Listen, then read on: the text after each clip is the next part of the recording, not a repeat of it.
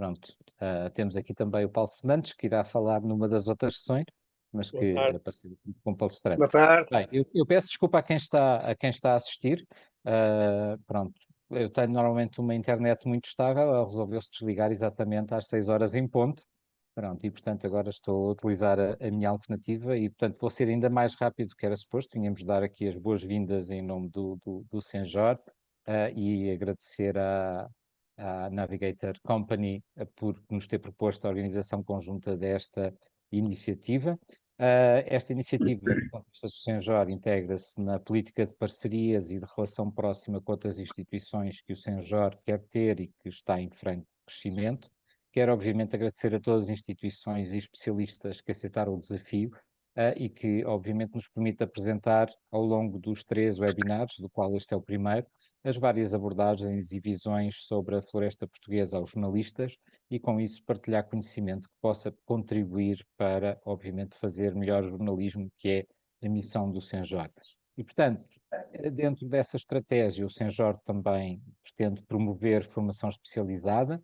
Posso já dizer que em junho teremos mais sobre outras áreas, como as questões de género ou o jornalismo comunitário, mas neste caso, aqui que vamos falar de florestas, para finalizar, só relembrar 2 coisas muito simples. Primeiro, esta é uma formação certificada e aqueles que a completarem vão receber um certificado e ao longo desta sessão, em baixo terão, se estiverem no computador, no telemóvel também, uma indicação de QIA, de Questions and Answers, para que possam colocar as vossas questões, que o nosso moderador irá tomar conta e para tornar esta discussão mais enriquecedora. Agradeço muito a vossa presença, desejo uma sessão muito proveitosa e vou passar a palavra ao engenheiro António Redondo, CEO da Navigator Company. Senhor engenheiro, faça favor. Obrigado, doutor. Eu começava por agradecer ao Senjor, na pessoa do seu máximo responsável, o doutor Miguel Crespo, esta organização conjunta, embora a fizemos.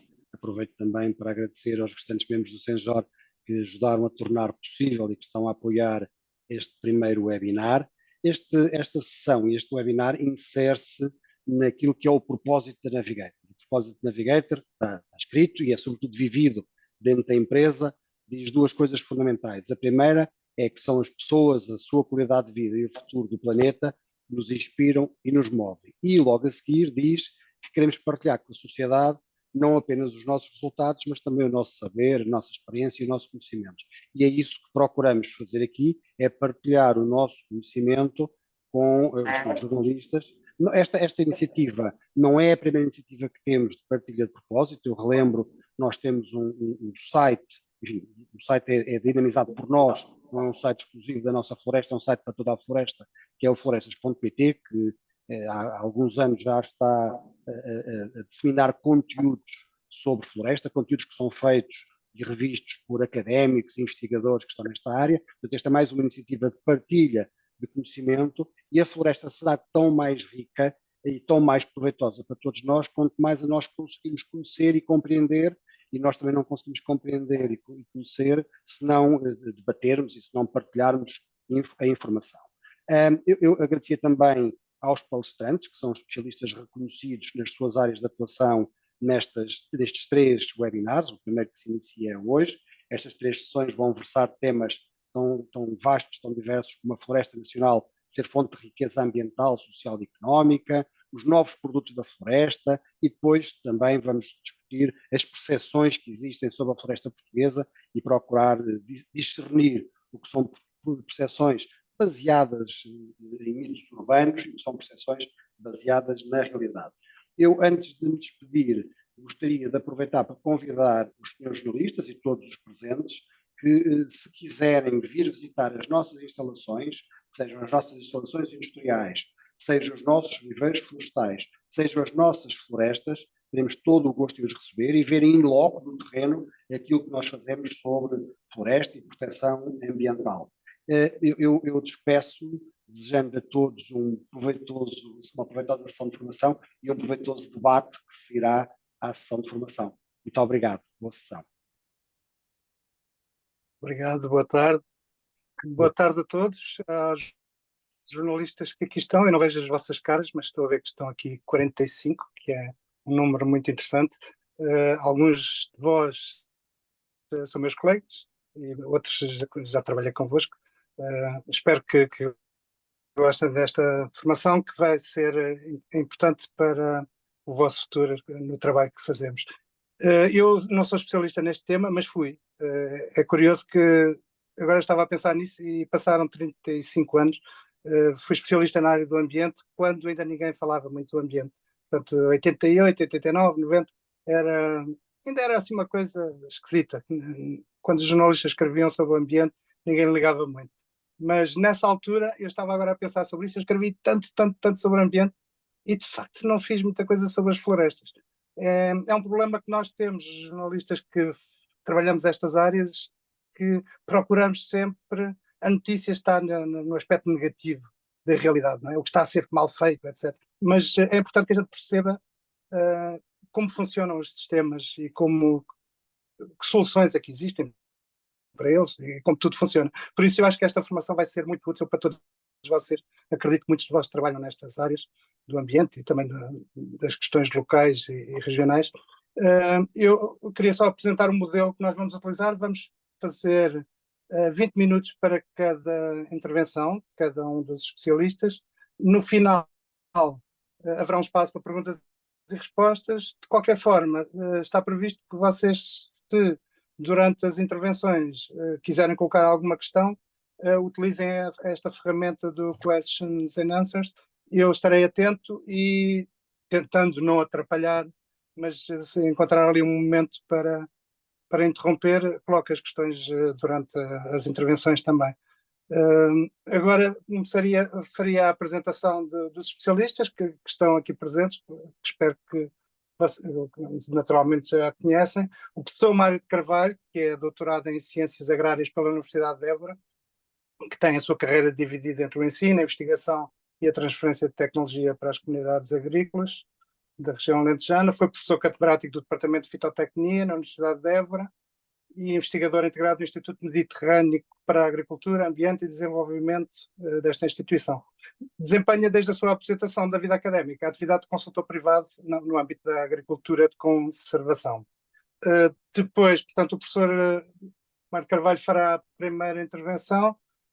A segunda será o professor Francisco Gomes da Silva, que é doutorado em Agronomia pelo Instituto Superior de Agronomia, pós-graduado em Ciências Empresariais pelo ISCTE e licenciado em Engenharia Agronómica.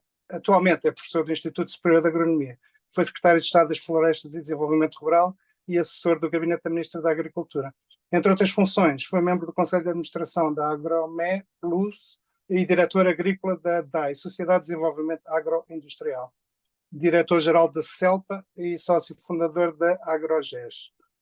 Por fim, teremos o comandante André Fernandes, que vocês conhecem, comandante nacional da Autoridade Nacional de Emergência e Proteção Civil, que tem um passado conhecido nesta área de segurança pública, da gestão de crises, de emergências e na proteção contra os incêndios.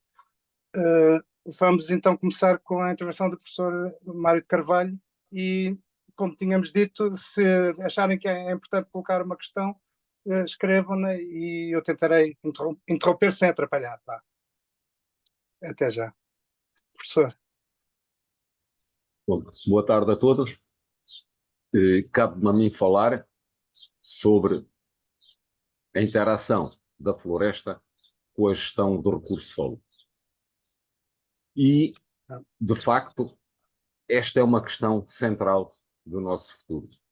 Nós vemos constantemente notícias sobre a questão da água e a questão do ar, que são os outros dois recursos naturais fundamentais para o funcionamento dos ecossistemas terrestres, mas sobre o solo pouco ou nada se diz. Quando olhamos para a legislação comunitária, nós temos uma lei-quadro da água, temos uma lei-quadro do ar, mas ainda não temos uma lei-quadro do solo. E destes três recursos naturais, de longe, o solo é o recurso mais ameaçado, é o recurso mais escasso e é aquele sobre o qual temos dado menos atenção. O solo é fundamental no funcionamento dos ecossistemas porque desempenha funções imprescindíveis para o crescimento das plantas. é fundamental no ciclo dos nutrientes, é fundamental no ciclo da água, mas é também fundamental na bioproteção dos ecossistemas, pois muita da proteção das plantas, cultivadas ou não, resulta da sua interação com os micróbios do solo. E este é outro aspecto frequentemente esquecido. Portanto, se nós quisermos ter um planeta mais saudável, um planeta capaz de produzir mais, impactando menos, temos que investir e muito na melhoria do recurso solo, na melhoria do seu funcionamento. E o impacto do homem sobre a qualidade do recurso solo é muito importante. Há outros fatores, naturalmente, fatores naturais que influenciam na qualidade do solo, o clima, a geologia, etc. Mas o impacto do homem sobrepõe-se a todas estas influências naturais. E o principal efeito negativo da atividade humana, nomeadamente naquilo que diz respeito à produção agrícola sensuato, o principal efeito negativo da atividade humana sobre este recurso, sobre o solo, resulta do trabalho de mobilização do solo. A mobilização do solo é a principal causa de degradação deste recurso. Porque, em primeiro lugar, cada vez que mobilizamos o solo, o submetemos ou o tornamos altamente suscetível à erosão.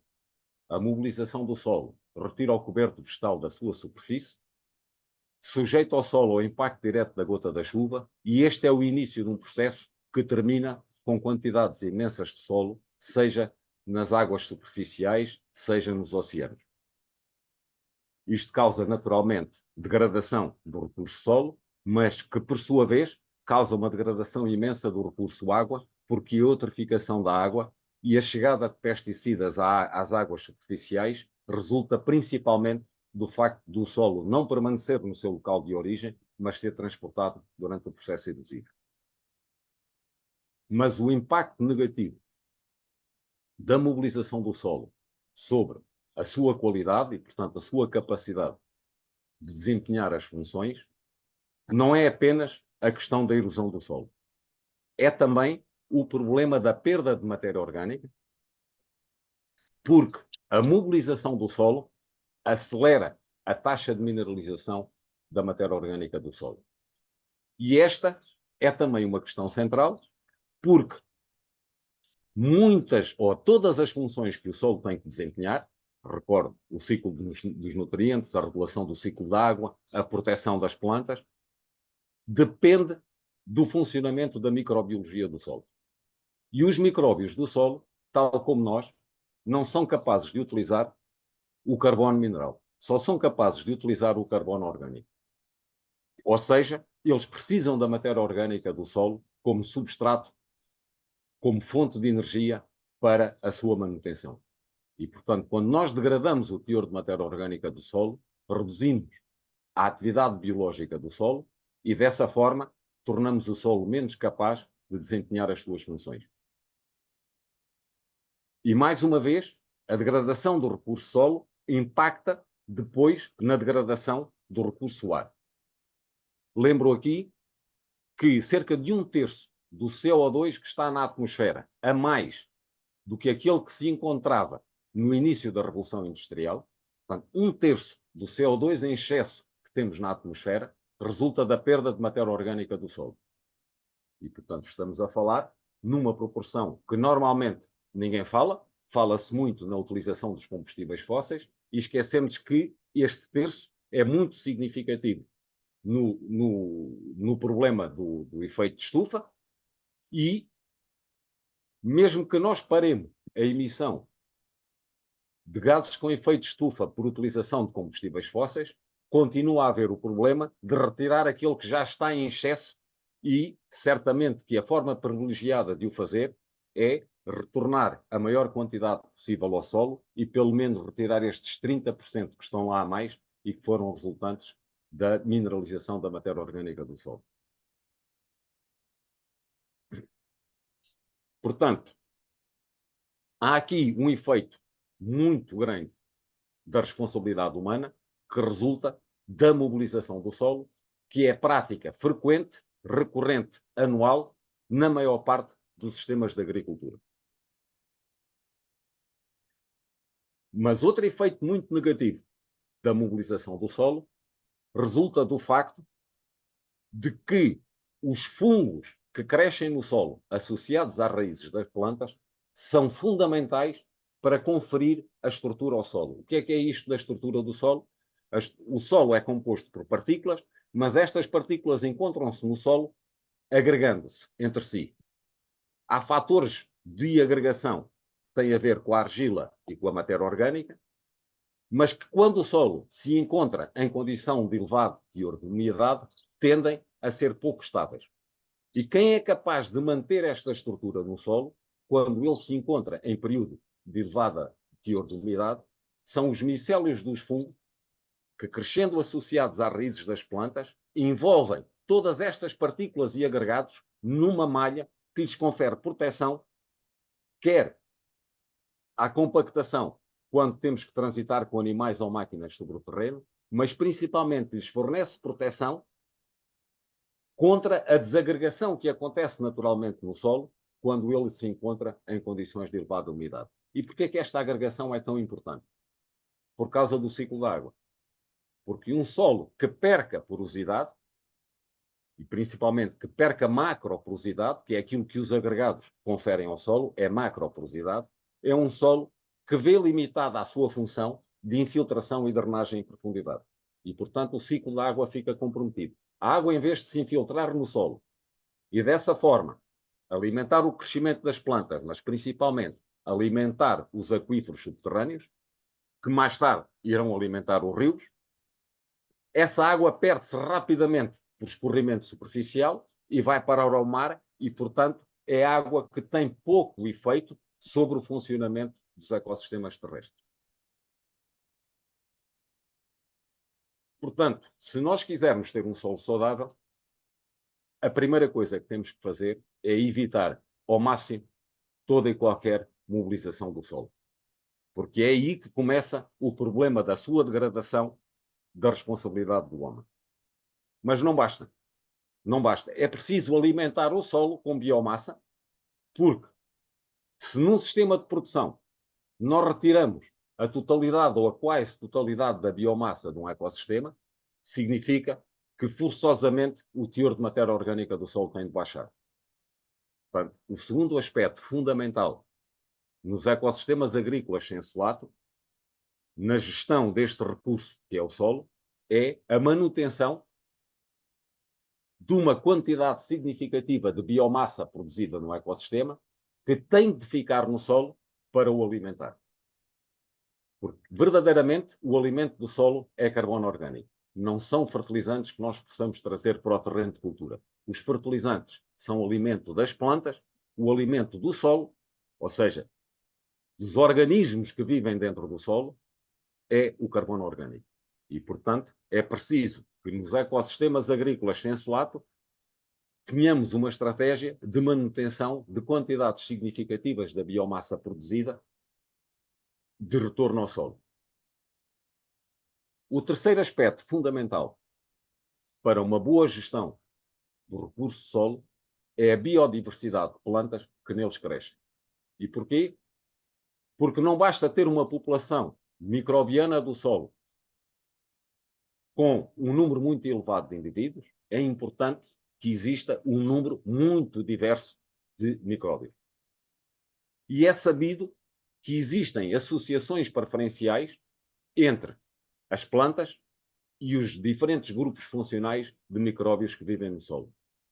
Portanto, nós precisamos de diversidade de plantas no ecossistema, porque essa é a forma de garantir que temos uma elevada diversidade dos micróbios no solo e, dessa forma, termos a garantia de que o solo está capaz de cumprir todas as suas funções que já aqui foram referidas. Dito isto, o que é que a floresta tem a ver com isto? Com estes aspectos que aqui tenho referido. Quando comparamos o sistema florestal com a generalidade dos sistemas agrícolas, a primeira grande diferença é que num sistema florestal, exceto no momento em que fazemos a plantação, a intensidade do sistema de mobilização e a frequência do sistema de mobilização é incomparavelmente menor.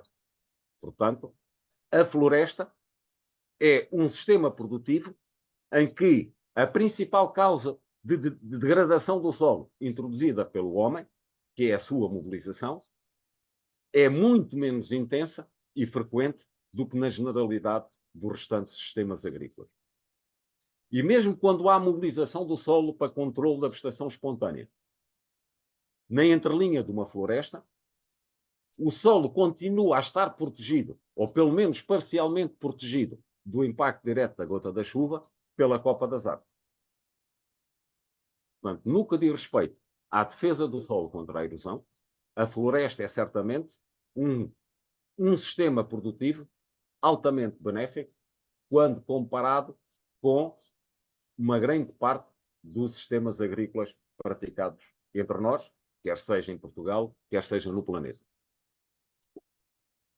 Em segundo lugar, a floresta devolve uma quantidade muito apreciável de resíduos ao solo e, portanto, o solo agrícola, o solo florestal tende a ter um teor de matéria orgânica superior ao solo do mesmo tipo explorado num sistema agrícola.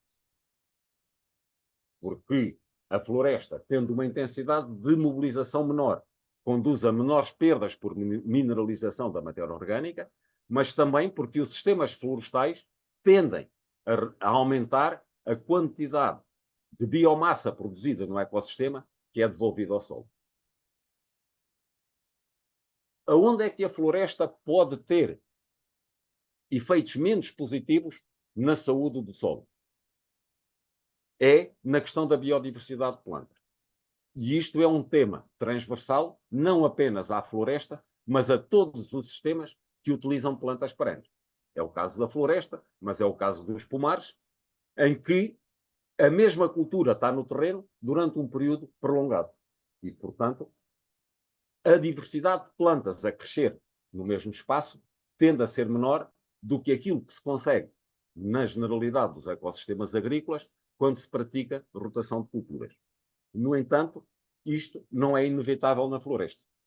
Não é inevitável na floresta, nomeadamente se a floresta não for de monoespécie, e porque na floresta existe vegetação espontânea, em maior ou menor grau, e que pode contribuir, e que contribui certamente, para uma maior diversidade de plantas no terreno e, dessa forma, atenuar o efeito de termos uma cultura de uma só espécie durante muitos anos no terreno.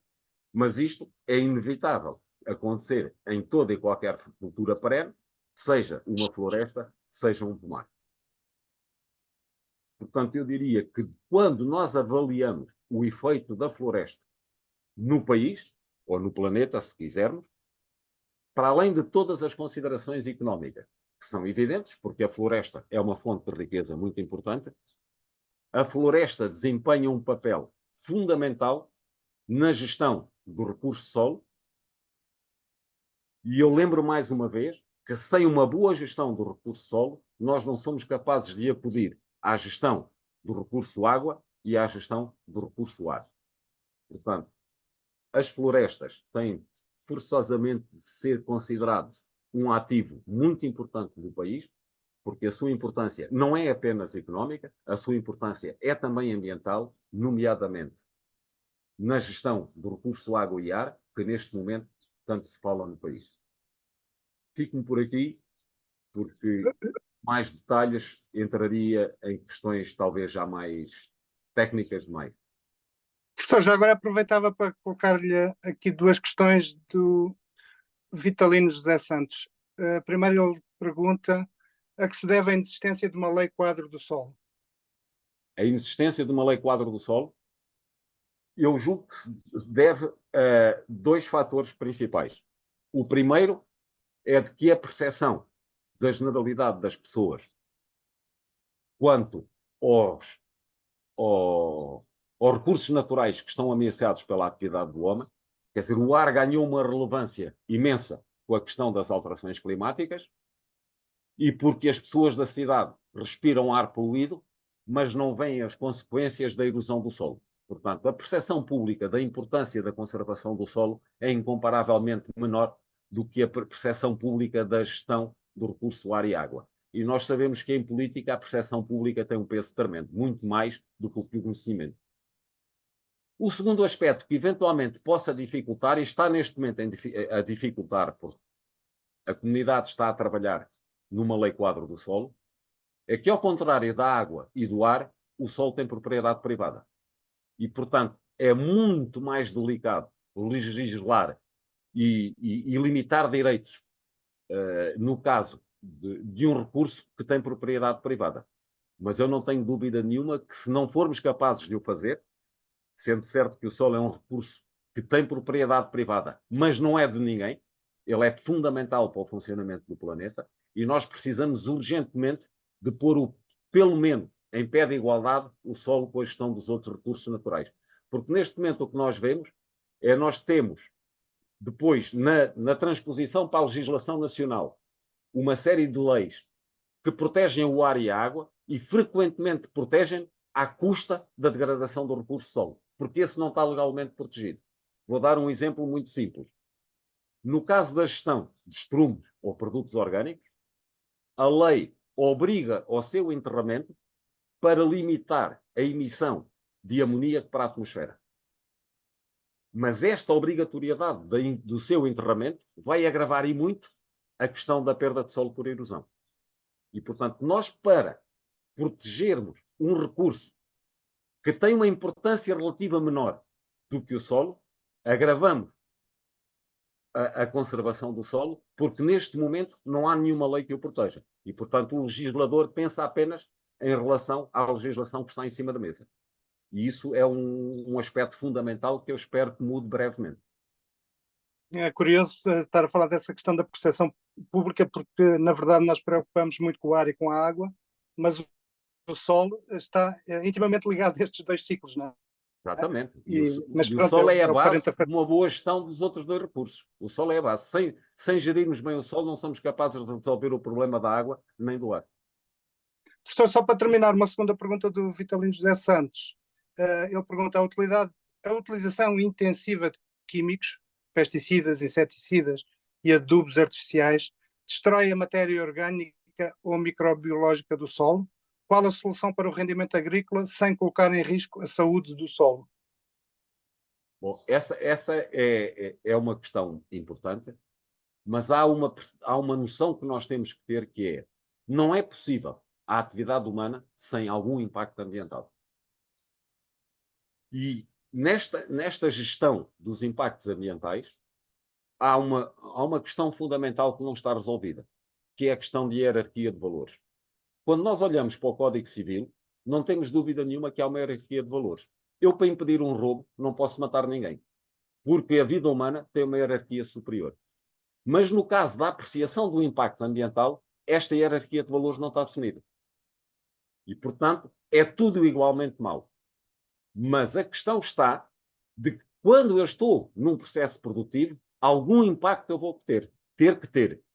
E a cada momento eu tenho de ser capaz de avaliar onde estão os recursos, ou onde está a hierarquia superior de valores, e, portanto, aquela que eu tenho de defender a todo custo e aquelas que eu tenho de sacrificar. A utilização de químicos é inevitável na agricultura. A utilização de adubos químicos é inevitável, porque num sistema em que eu retiro nutrientes do ecossistema, eu tenho que os repor. Porque se eu não o repuser, é evidente que o sistema, mais cedo ou mais tarde, entra em colapso. A ideia de que eu, reciclando produtos orgânicos, resolvo esta questão é falsa. Porque quando eu aplico estrumos num terreno, eu estou a transportar carbono orgânico das zonas que produziram esse estrume para o terreno que eu estou a plantar. E, portanto, o que eu estou a fazer é transferir de uma zona para outra. Quando eu olho para a globalidade, eu estou a perder fertilidade nos ecossistemas. Portanto, a utilização de adubos é inevitável. O problema está no uso excessivo dos adubos, no uso irracional. Mas a mesma coisa com os pesticidas. E um dos pesticidas que é evidente nesta questão é a questão dos herbicidas. Porque a principal razão por que se faz mobilização do solo nos ecossistemas agrícolas é para o controle de plantas não desejáveis, infestantes, como se chamam na agricultura, vegetação espontânea, como se chama na floresta. E eu só tenho duas alternativas para controlar esta vegetação. Ou utilizo a mobilização do solo, ou utilizo herbicidas. E quando eu comparo do ponto de vista ambiental, o impacto de um e de outro é incomparavelmente maior o impacto da mobilização do que o impacto do herbicida. Portanto, se eu quiser proibir a utilização de herbicidas, eu vou condenar forçosamente o solo agrícola à sua degradação. E só para lançar um número, 30% do solo agrícola mundial está com a sua fertilidade seriamente comprometida por causa do problema da erosão. 30%. E estes 30% são os melhores solos agrícolas, porque o homem não começou por cultivar os piores. E quando nós pensamos no principal impacto que a humanidade tem sobre a ecologia do planeta, é certamente a ameaça à biodiversidade, porque o homem vai ocupando os espaços todos disponíveis para produzir alimentos. Se nós não conservarmos o solo agrícola já atualmente utilizado, significa que nós temos que avançar para novos solos. E ao avançarmos para novos solos, são solos menos produtivos e, portanto, precisamos ainda de mais área e vamos continuando a ameaçar o resto da biodiversidade do planeta. Portanto, esta concepção que nós podemos ter uma agricultura em que não utilizamos fatores externos, seja adubos, seja pesticidas, é profundamente errada, principalmente, ou também, do ponto de vista ambiental. Porque as consequências negativas, se nós proibíssemos a utilização desses produtos, era desastrosa para o futuro da humanidade, mas para o futuro da pouca biodiversidade que nós vamos deixando ainda existir. É curioso estar a dizer isso porque eu, no tempo em que fazia jornalismo na área ambiental, muitas das minhas fontes eram ecologistas, não é? E normalmente os ecologistas não nos dão esse lado da questão, não é? Parece que há umas coisas que todas são más e outras todas são boas e não é bem assim. Não é de todo assim. Então eu passo para o professor Francisco Gomes da Silva, que vai continuar com... Ai, o que é que se passa aqui? Pareceu-me aqui uma... Não, acho que está tudo bem. O professor Francisco Gomes da Silva, que nos vai continuar a falar sobre a importância da floresta enquanto motor da economia, enquanto uma aposta multifuncional, enquanto também no âmbito dos desafios das políticas públicas. É um tema também com muito para discutirmos. Sim, senhor. Força, professor. Obrigado. Eu começo por agradecer o convite para estar aqui convosco e tenho a sorte de falar depois do professor Mário Carvalho, porque, primeiro, porque estou sempre a aprender, não é? Quando ouvimos o professor Mário Carvalho, foram 20 minutos ou meia hora a aprender, o que para mim vale muito. E depois porque também me permite encadear aqui alguns dos temas que eu aqui trazia. Vou abordar aqui 3 ou 4 questões necessariamente pela rama, questões até de tempo, sem prejuízo depois, mais tarde, ou na sequência desta ação, se os senhores e senhoras jornalistas que estão a acompanhar a formação quiserem ou precisarem de alguma informação complementar, estarei sempre disponível para o efeito. A primeira questão que vale a pena termos presente quando olhamos para a floresta, do meu ponto de vista, é que, ao contrário do que às vezes se diz, Portugal não é um país naturalmente florestal. Ou seja, se recuássemos 100 anos, mais coisa menos coisa, nós tínhamos para aí 1/4 da área de floresta que temos hoje, números redondos, ou seja, hoje temos qualquer coisa como 35% do território ocupado por floresta. No início do século XX tínhamos menos de 10% da superfície do país coberto por floresta. Portanto, o primeiro ponto que eu aqui queria deixar é que a floresta em Portugal é basicamente construída pelo homem. Nós não temos uma floresta natural, digamos assim. Temos, eventualmente, enfim, eu não sou um especialista em silvicultura, mas resquícios ainda de alguma floresta antiga talvez no Gerês, em algumas áreas do Gerês, e a restante área florestal é toda ela construída pelo homem, plantada, ajardinada. Quando olhamos para Monsanto ou para Monsanto em Lisboa ou para a Serra de Sintra, pensarmos que aquilo eram montes de rocha com uns arbustos pelo meio, custa-nos a acreditar, mas é verdade. E, portanto, primeiro ponto, a floresta em Portugal é uma floresta construída inevitavelmente ao sabor daquilo que foram sendo as necessidades que o homem, no caso concreto, que o povo português e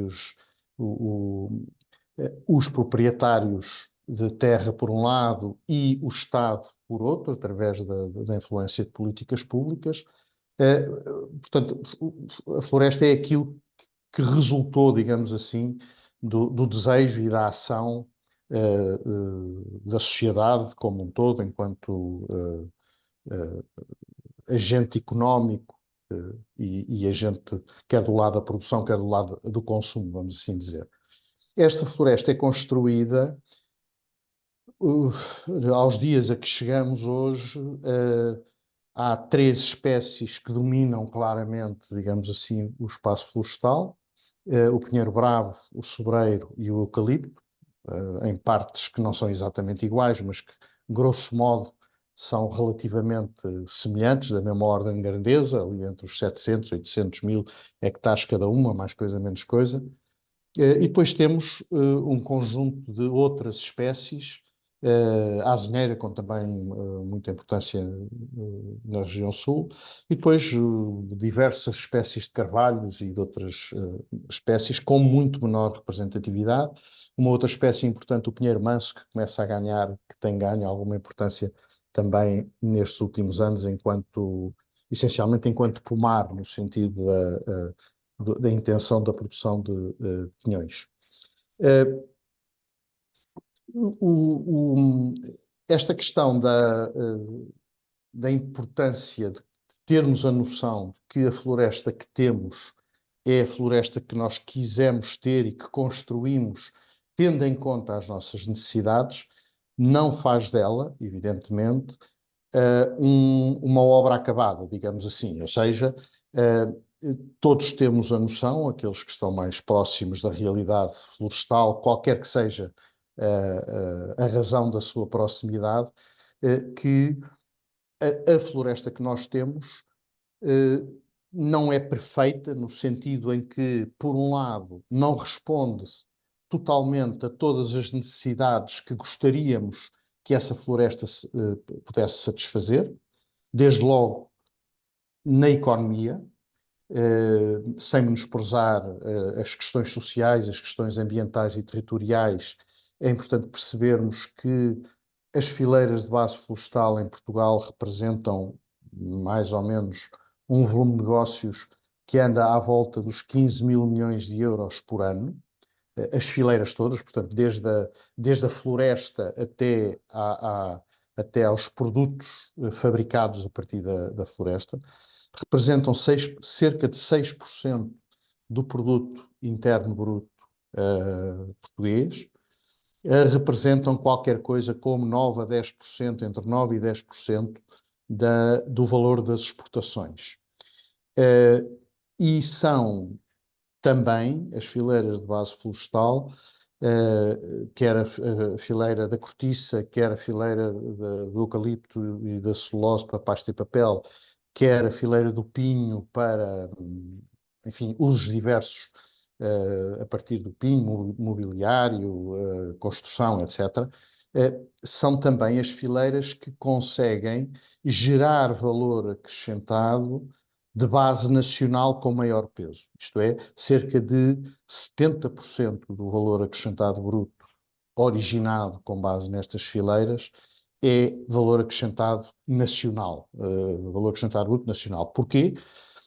Exatamente porque são fileiras industriais que utilizam como matéria-prima tendencialmente matéria-prima de origem nacional e, portanto, incorporam valor, o que significa que têm um contributo mais interessante para aquilo que é a economia portuguesa. E, finalmente, representam cerca de 2,20, 2,2, 2,3% do emprego nacional. Dito isto, eu gostaria de chamar aqui a atenção para 3 ou 4 aspectos e ainda ao encontro de algumas das questões que o professor Mário Carvalho também referiu. A primeira delas é que as florestas são, como penso que resultou bastante claro daquilo que o professor Mário Carvalho resultou, as florestas são fábricas de solo. Isto é, uma floresta bem gerida, e agora seria muito discutível o que é bem gerida, e portanto também não vamos entrar por aí, mas vamos admitir que existem, e existem, boas práticas de gestão florestal, que são conhecidas hoje em dia.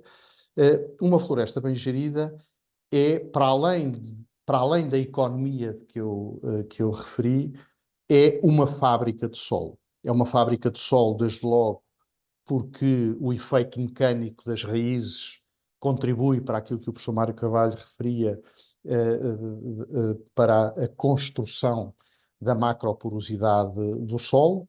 É uma fábrica de solos porque, como o professor Mário Carvalho também disse, as florestas aportam ao solo, por comparação com outros usos, maiores quantidades de matéria orgânica, e, portanto, têm esta função excepcional naquilo que é de diferente, que é o seu contributo para termos mais solo no país, ou nas áreas que são ocupadas por florestas.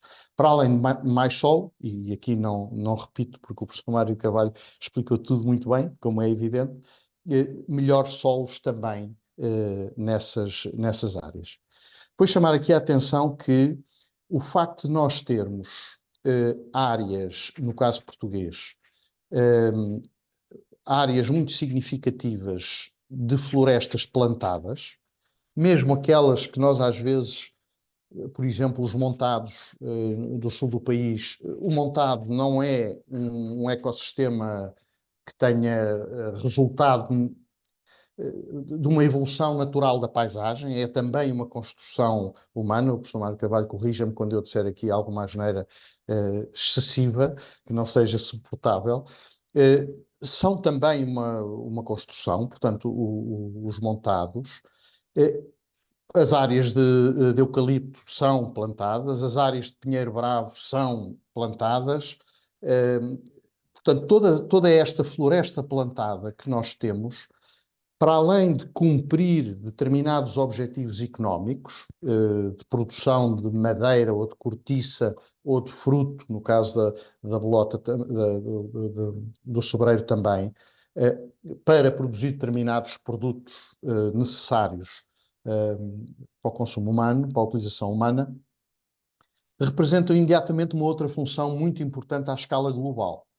É que é pelo facto de existirem áreas plantadas que na prática se vocacionam mais para produzir determinados produtos, que nós podemos continuar a ter e a proteger e a promover áreas de outros tipos de floresta, nomeadamente nas regiões do planeta onde elas ainda existem, aquilo que eu há pouco designei por florestas naturais. Isto é, aquelas que não resultam diretamente da ação humana, mas que resultaram de um processo de evolução natural dos ecossistemas, de que são exemplo, para não falar de outras, a floresta da Amazónia, enquanto expoente máximo desse tipo de ecossistemas. E, portanto, esta questão de termos áreas mais dedicadas à produção, que em todo caso, e hoje em dia não há razão para não serem, podem e devem ser geridas de forma permitindo a produção desses produtos, madeira ou cortiça ou o que seja, são também geridas tendo em conta os outros valores para os quais hoje a sociedade está particularmente alerta, que o professor Mário Carvalho muito bem referiu, a questão da produção, genericamente falando, de serviços de ecossistema, traduzindo por miúdos, é o sequestro de carbono, é o contributo para a biodiversidade, é o contributo que dão para regularizar o escorrimento superficial e, portanto, permitir a infiltração da água em vez do seu escoamento superficial com todos os danos que isso causa aos solos. Ou seja, estas áreas de floresta plantada podem e devem ser geridas também com essas outras preocupações, que são hoje em dia perfeitamente incorporáveis nas práticas de silvicultura destas florestas plantadas e mais monoespecíficas, se assim quisermos dizer.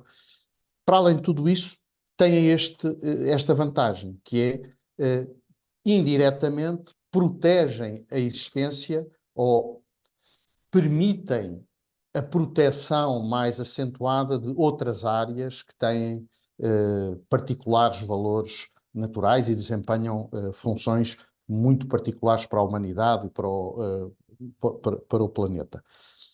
E depois temos aqui sempre questões de escolha, como o professor Mário Carvalho também referiu. Eu dou aqui um exemplo só para termos a noção de que, primeiro, o mundo não é preto e branco, todos nós já o sabemos, e, portanto, em certos momentos há escolhas que são feitas e em momentos subsequentes, às vezes, as escolhas vão noutro sentido. Por exemplo, a questão do contributo que as florestas dão para o aumento do teor de matéria orgânica dos solos, que é um dos seus grandes contributos. O professor Mário Carvalho disse muitíssimo bem que isso resulta, entre outras coisas, pela deposição, digamos assim, de camadas de biomassa no solo, que depois vão sendo incorporadas a folhada, ramos, bicadas, etc. Se permanecer no solo ou se permanecer nas matas, essa biomassa vai contribuir positivamente para o aumento do teor de matéria orgânica desses solos. Em todo caso, e no caso português, isso é muitas vezes um valor que fica subordinado a um outro valor que hoje em dia é muito relevante, que é a possibilidade de reduzir o risco de incêndio, por exemplo. Isto é exatamente por remoção de biomassa em excesso que esteja a ocupar determinadas parcelas de floresta. Este exemplo que eu dou, não estou aqui a dizer que é melhor uma coisa ou é melhor outra. É certo que se deixarmos a biomassa e não passar logo um incêndio por cima de forma muito, muito feroz, teremos a possibilidade clara de ver um aumento dos níveis de matéria orgânica do solo. É claro também que se essa biomassa for em excesso e com determinadas dimensões, o risco de incêndio é claramente acrescido e isso traz outros problemas à sociedade. Portanto, há aqui escolhas que têm que ir sendo ponderadas. Provavelmente é essa a razão pela qual, pegando também no exemplo que o professor Mário Carvalho dava, é essa provavelmente a razão pela qual nós não tivemos ainda a capacidade de gerar um sistema de valores, vamos dizer assim, neste tipo de questões, destes valores naturais, porque, objetivamente, as coisas vão variando um pouco, até de geografia para geografia. Esta questão da biomassa nos solos põe-se de maneira, nos solos florestais, coloca-se de maneira muito diversa no norte do país, onde é o professor Paulo Fernandes, que aqui estava também a acompanhar-nos há pouco, ou no sul, onde está o professor Mário Carvalho a abordar este assunto também. A questão da biodiversidade é uma outra questão que eu acho que tem que ser olhada muito, muito de frente. Ou seja, quando falamos de floresta, da floresta portuguesa, atenção, não vale a pena falarmos da floresta da Disney, do Bambi. A floresta do Bambi não é um bom exemplo porque ardeu e aquilo era tudo... Enfim, o que também não é mau todo, porque o fogo faz parte do ciclo da própria floresta, mas a floresta que nós temos, do ponto de vista da biodiversidade, e sendo absolutamente verdade aquilo que o professor Mário Carvalho referiu quando temos uma floresta monoespecífica ou essencialmente constituída por uma espécie, inevitavelmente há um determinado nível de biodiversidade que diminui, mas se nós precisamos de ter áreas dessas porque precisamos de madeira para determinados fins, até para substituir alguns produtos de origem fóssil, etc., por aí fora, conseguimos hoje ter ferramentas que nos permitem, de alguma forma, compensar níveis de biodiversidade ou de outros serviços de ecossistema que não há razão nenhuma para não serem utilizadas.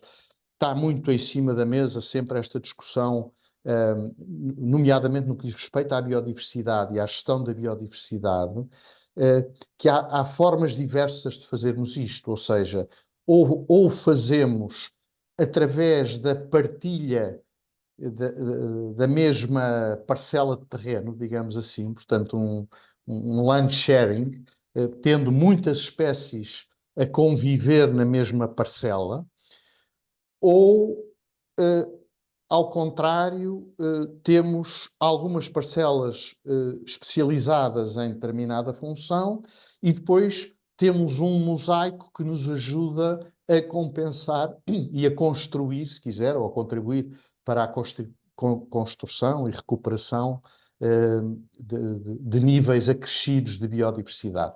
E hoje em dia há inúmeros exemplos de sucesso que mostram que não é pelo facto de eu ter uma zona de pinhal bravo ou de eucalipto extremo, digamos assim, explorado para corte de madeira, não é por essa razão que eu tenho obrigatoriamente que prescindir de um contributo para os outros valores, os valores naturais, que há pouco referia, que essa floresta pode dar, ou se quisermos, que a gestão dessas áreas florestais, em conjunto com áreas circundantes, linhas de água, etc., não temos que prescindir dos valores que essa gestão conjunta pode aportar. Eu não sei quanto tempo é que já roubei, mas já deve estar quase a esgotar os 20 minutos que tinha. Em todo caso, as questões que o professor Mário Carvalho referiu, por exemplo, relativas à mobilização e à inteligência que temos que ter na abordagem a estas questões, quando falamos na mobilização versus, isto é, no controle mecânico de infestantes versus controle químico, e que imediatamente se salta a dizer não, o químico é mau, o químico... Eu convidava todos a um livro muito interessante de um professor português, professor de nacionalidade portuguesa, e agora falha-me o nome, mas depois partilharei, que é químico, e que explica que tudo isto é química. Quer dizer, a vida é química.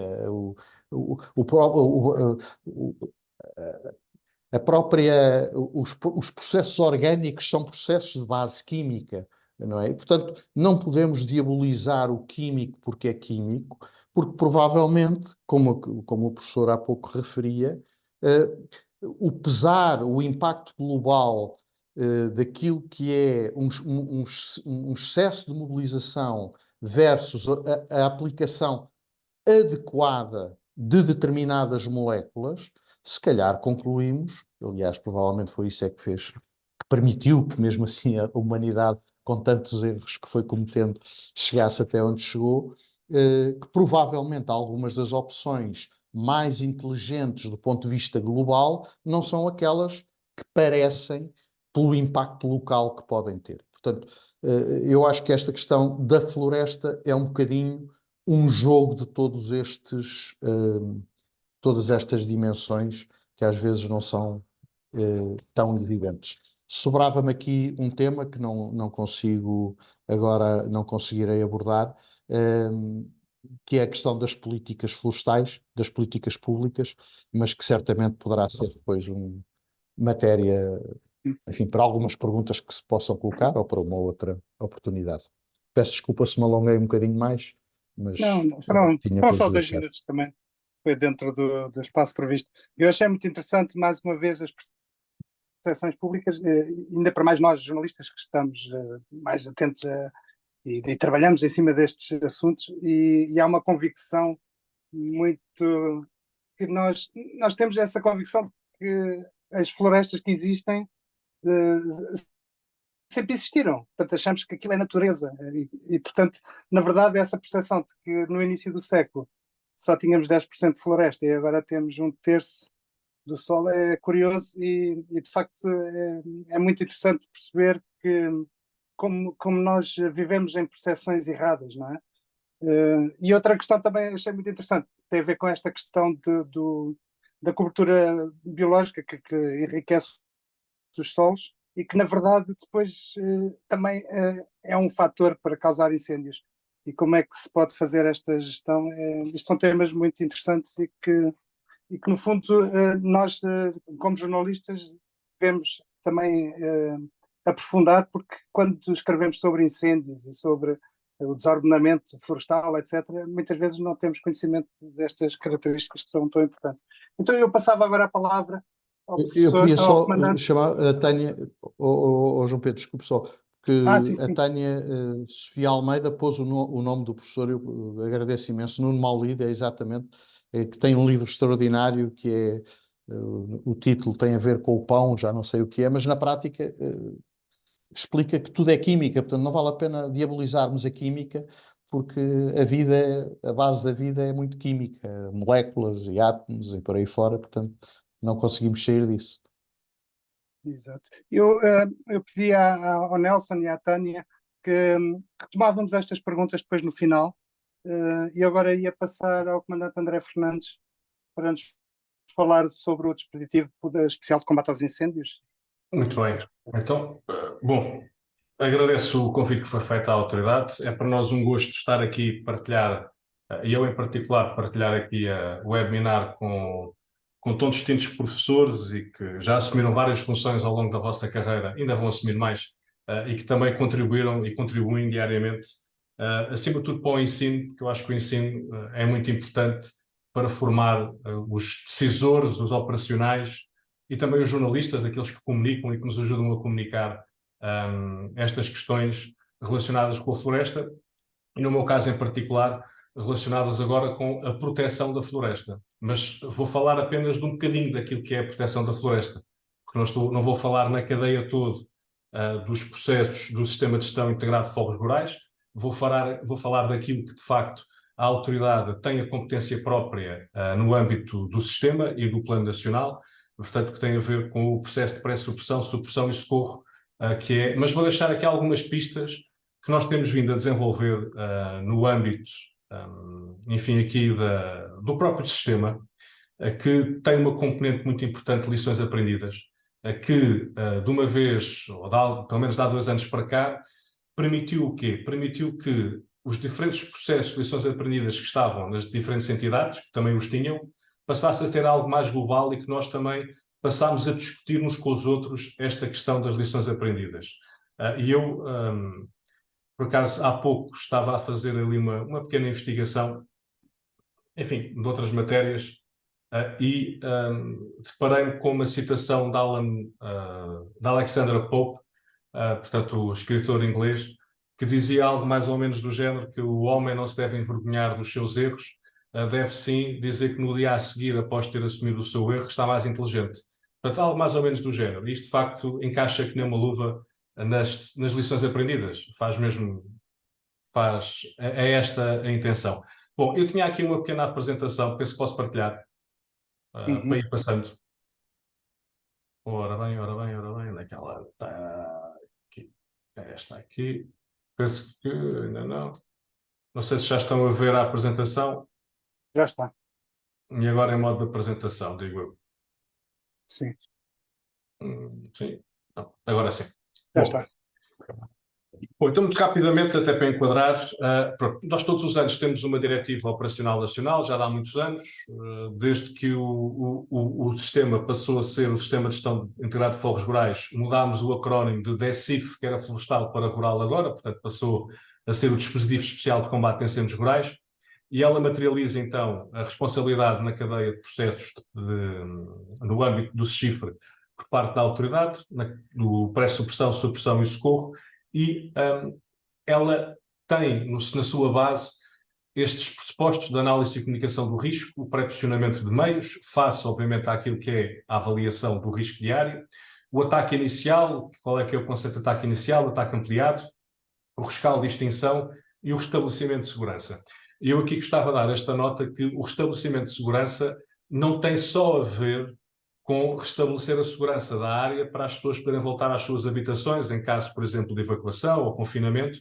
Também tem a ver, e nós este ano, fruto também do processo de lição aprendida, a atual diretiva já contempla alguns passos e alguma ligação à estabilização de emergência. Portanto, que já sai fora deste processo, mas entra, de facto, naquilo que depois é uma competência do Instituto de Conservação de Naturezas e Florestas, que é recuperar a área e que vai ao encontro daquilo que o professor Mário Carvalho estava a dizer, no entanto, tentar minimizar ao máximo a perda de solo em caso de, numa área ardida, de haver depois, outra vez, obviamente, e haverá sempre a questão da precipitação no inverno, para minimizar ao máximo a perda de solo, que custa tanto mantê-lo e, acima de tudo, também construí-lo.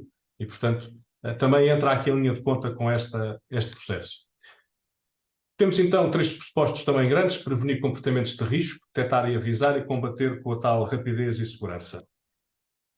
No âmbito das melhorias que já foram introduzidas desde 2023 e para 2024, portanto, foram já também introduzidos alguns pequenos passos que são importantes ao longo do ano, nomeadamente o reconhecimento à rede primária das faixas de gestão de combustível. Portanto, isto todas as entidades que têm meios que possam envolver no âmbito da supressão ou da pré-supressão e do socorro, têm uma obrigatoriedade, digamos assim, de refazer o reconhecimento a estas faixas para permitir que possam, enfim, detectar caso as faixas não estejam nas condições que eram suposto estar e, acima de tudo, avaliar o seu estado de conservação para poderem ser utilizadas depois nas ações de supressão.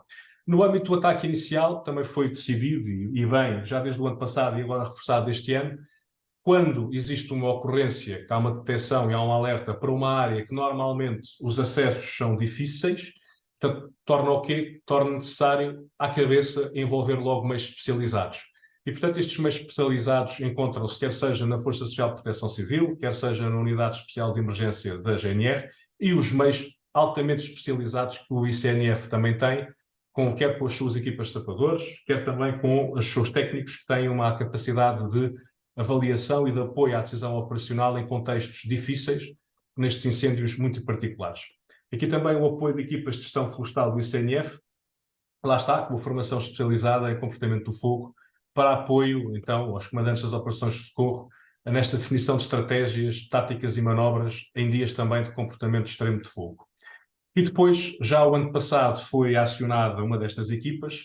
Em cada região há 2 equipas de posto de comando com elementos oriundos, quer dos corpos de bombeiros ou de outros agentes de proteção civil, e com formação específica, e já aqui também no âmbito do processo ou do Programa Nacional de Qualificações, acreditada para a gestão de ocorrências complexas, e o ano passado, na ocorrência de Odmira, foi empenhada uma destas equipas e que deu fruto na gestão daquela ocorrência que de facto era complexa.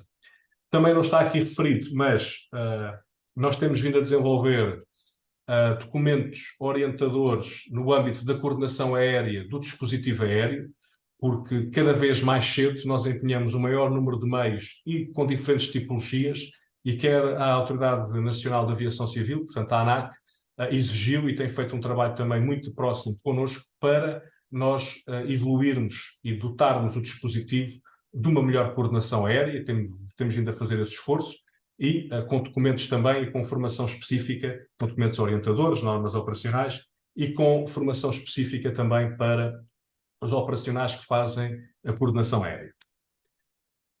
Aqui também, só para dar esta nota, nós ao longo deste ano, portanto, final do ano passado, portanto, e o primeiro semestre, o último semestre e o primeiro semestre deste ano, temos vindo a desenvolver várias ações de especialização, quer seja de números de ações de cursos de formação especializada, quer também ações de treino operacional para o aprontamento do dispositivo, e este ano contamos com 302 ações já executadas, envolvendo um total de 6.672 operacionais que tiveram ações de treino operacional e também ações de especialização no combate aos incêndios florestais ou rurais.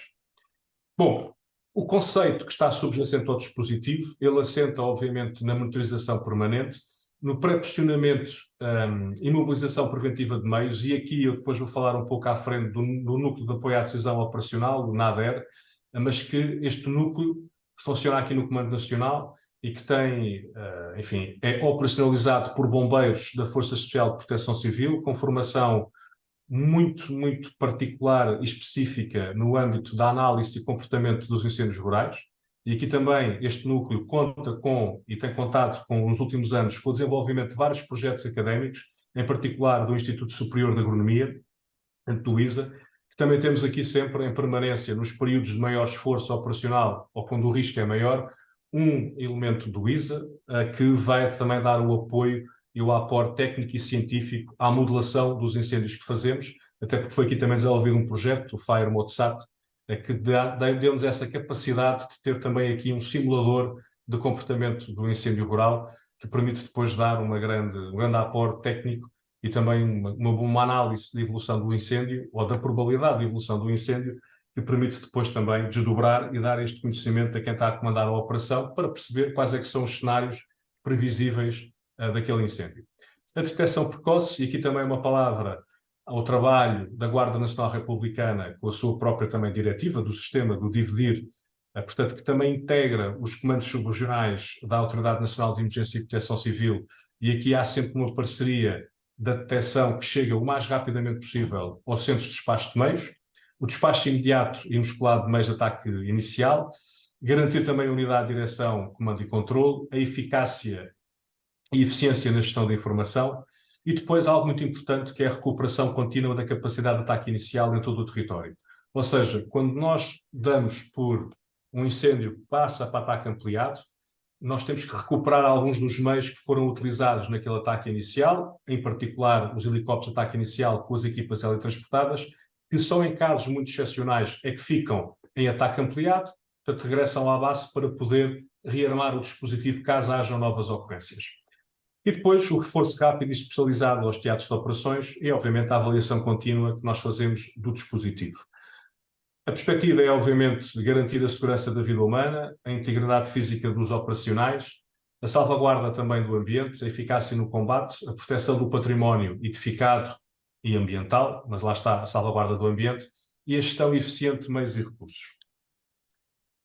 Eu aqui dava só esta nota muito rápida, portanto, aqui do período máximo, portanto, de 1 de julho a 30 de setembro, com 3.162 equipas que estão no terreno, que prefazem 14.155 operacionais, e passando aqui muito rápido o dispositivo dos corpos de bombeiros, enfim, e eu aqui salientava a questão que eu falei há pouco, da capacidade de direção, coordenação e comando, portanto, que nós garantimos, no dispositivo, através dos corpos de bombeiros, em particular, 48 equipas de posto de comando e 10 equipas de posto de comando de âmbito também regional, como eu referi, 10 equipas também equipas de posto de comando para as tais gestão de eventos complexos, e depois 24 equipas de reconhecimento e avaliação da situação, portanto um total diário de 330 bombeiros só focados para esta área de direção, coordenação e comando.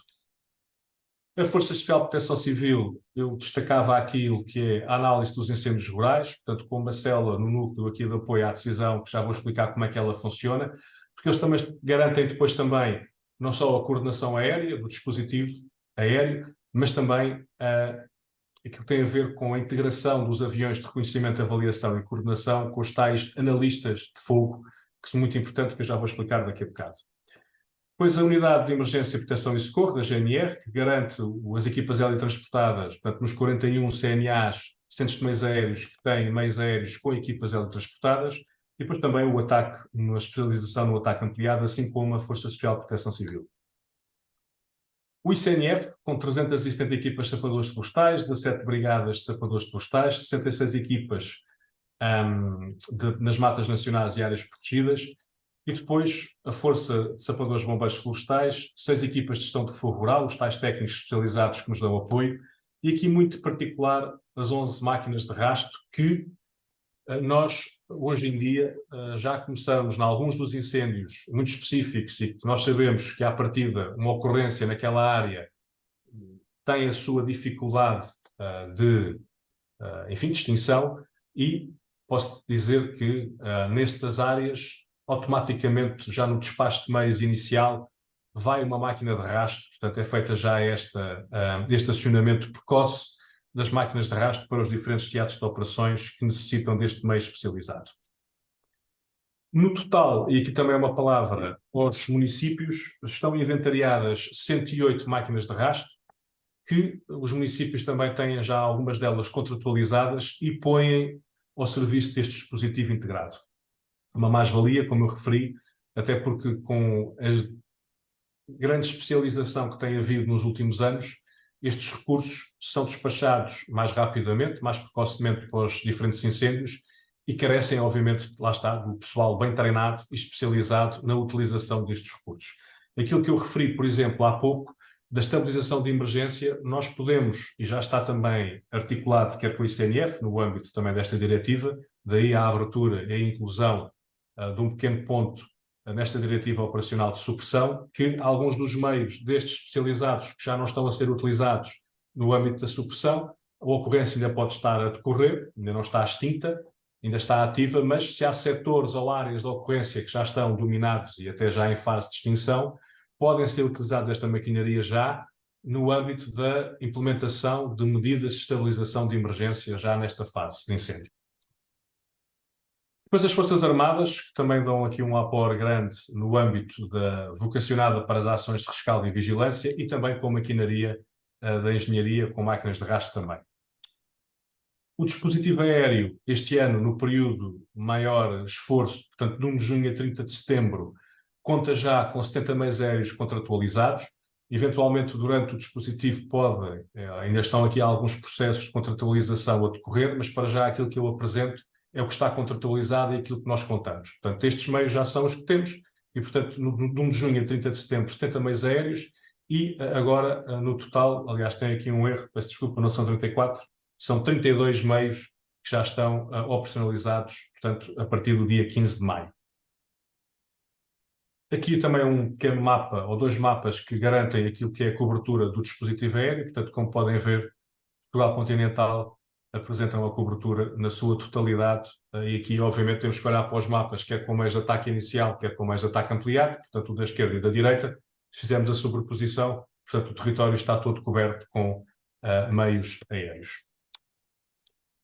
E aqui trazia também, porque é importante, e aqui que são os meios da AFOCELCA, portanto, que apesar de ser uma entidade privada que tem as suas áreas de jurisdição muito bem definidas, não deixa de cooperar connosco já há muitos anos, é uma cooperação profícua, e aqui também destacar que a AFOCELCA não só defende as suas propriedades e tem este dispositivo próprio, mas atua naquele buffer que tem e um pouco para além do buffer, portanto, dando um grande apoio ao dispositivo nacional, e aqui também com os seus meios, com as suas equipas, mas também com os 3 helicópteros ligeiros com equipas helitransportadas. E depois a Força Aérea, que, portanto, enfim, além da sua missão que tem de contratualizar o dispositivo aéreo, garante também 2 helicópteros de reconhecimento, neste caso para coordenação aérea, que são muito importantes, como eu referi, na manutenção do dispositivo aéreo e da sua execução e monitorização. O apoio à decisão. Nós, como eu referi, temos este núcleo que é operacionalizado pela Força Social de Proteção Civil. Nos períodos de maior esforço ou de maior risco, temos também aqui um colaborador do ISA connosco, temos um protocolo com o ISA que permite trazer então aqui a academia para este núcleo, que é muito importante. E este núcleo pode também, obviamente, ser, e é, quando necessário, também integram meios de outras entidades, nomeadamente do ICNF, com os tais peritos que nos podem também dar aqui apoio. O que é que eles fazem? Portanto, antes dos eventos, portanto, têm cartografia de risco, analisam os indicadores meteorológicos e as tendências dos incêndios, também já vou explicar o que é, e durante a ocorrência têm a informação operacional, simulam o comportamento do fogo e permitem que todos os operacionais envolvidos tenham uma imagem comum, a common picture do que é que está a acontecer no terreno.